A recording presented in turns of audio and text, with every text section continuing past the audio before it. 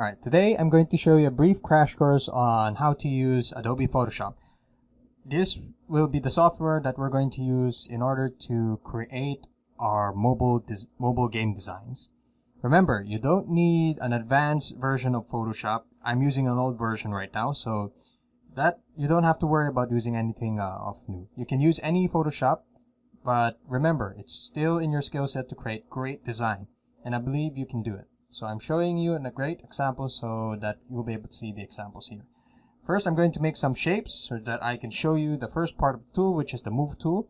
Move tool specifically moves objects around. As you can see here, I'm able to move these objects by clicking the Auto Select button, just checking the Auto Select on the upper left portion. And the second one is the Marquee tool.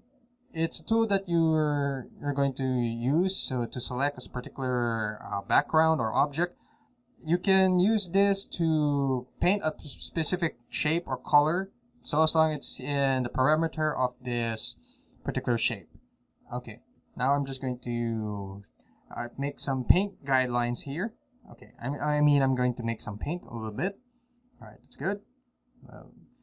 Okay, I'm just showing you some of the tools so that you'll be able to see what it does. So as you can see here, while I'm painting, it's not crossing over all the portions. It's just painting the portion of what's inside the Marquee tool. Okay, now I painted it entirely black. Now I'm going to use the Lasso tool. Well, the Lasso tool is almost similar as the Marquee tool. Only difference is you can customize the shape. As you can see here, I made a blob-like shape, or a D, so I'm selecting a specific background. So you can use that to either to erase or to fill up an object within the parameter. Now I'm using the Wand tool. The Wand tool also acts as the same as the Marquee, only this time it chooses the specific area that it's going to use. And the next is the the Crop tool, where you can change the ratio or the space of the object. As you can see here, the entire canvas just minimized by using the Crop tool. Now I'm going to use this paintbrush here. As you can see, I'm using the brush now. Well, the brush, what it specifically does is by the name itself. It's a brush. So, there. Now, afterwards, I'm going to use some of the tools that we're going to use, which is the eraser. In case you made a mistake, you can always use the eraser to remove some of the unnecessary stuff that you need. As you can see here, it's removing the brush that I just made. So I can make adjustments, make erasures or corrections. There. Okay, now I'm just trying to shape it up a bit so it looks like a Reaper. Okay, now I'm making some of the erasers here, and there. Now I'm going to use the Paint tool. Well, the Paint tool, what it specifically does is to paint an object within the perimeter. Okay, now I can choose either color that I can use this. If I make a paint, it only paints what's a specific area that you're going to tag on.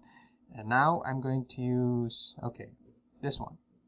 I'm going to use the Pen tool now. Well, the Pen tool, if you want to make crisp and smooth lines or shapes, you can always use the Pen tool. Okay, I'm just going to zoom it in, just for you to see it. Alright, look. As you can see here, I can make custom shapes, sizes.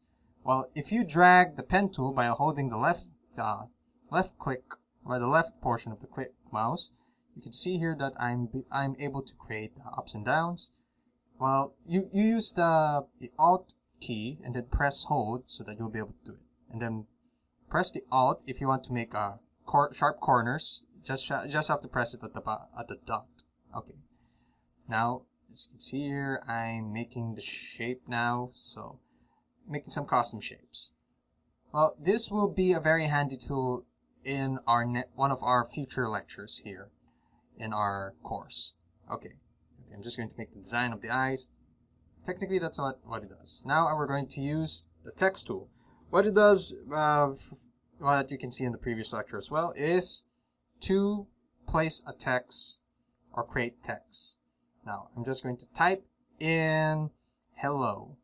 Alright. Okay. It's not very visible, but I'm going to change some adjustments. You can just press double click on the particular text, and then you can make adjustments to whatever style you want. You can make borders, you can change it from multiply to normal, and then you can adjust the some of the modifications here so that you'll be able to see it visibly. There. Now, I'm just going to increase the opacity. Okay. Now, there you go. Now, next for this, I can also use this tool right here. This is the vector shape tool. Well, instead of creating custom shapes, saves you the trouble of making simple shapes such as squares, circles, and anything in particular. Now, I'm just going to create some adjustment. Now we can change the color as we please to this. You just have to double click it. Remember to select first the layer and then double click it in order to open up the blending options. Okay, seems to me it's starting to take shape. Okay, now it's looking like a monster blob of some sort. Okay, now we can also change the color here. As you can see, there's a lot variety of colors that you can choose from. It's all in your skill set now to create the best design you could possibly do. But no worries, this is just a simple tutorial.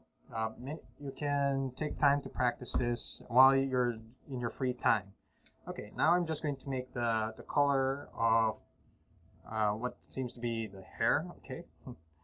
And then we're just going to make, oh yeah, if you want to duplicate it, you just have to press right click and press the duplicate button. Alright. Then if you want to move it, you just have to press you're just going to use the move tool. Now we can make the duplication. Okay. Alright. Now this one here is the drag tool. What it specifically does is to drag the area where you want to go. If you're in a position where you're zoomed, you can move the area from one place to the other by using the drag tool. There. That's what it does. Now we're going to use the magnifying glass. What it does is that it magnifies in the picture that you want to work on. In case there are some pretty minute and intricate details that you need, you can use the zoom tool. Now I'm going to show you how to save this. Now we're just going to go to the file menu and then going to save as, and then we're going to change. Okay, we're going to choose PNG in case if you want to save it as an image. Okay, just choose PNG and then press OK. Now, afterwards,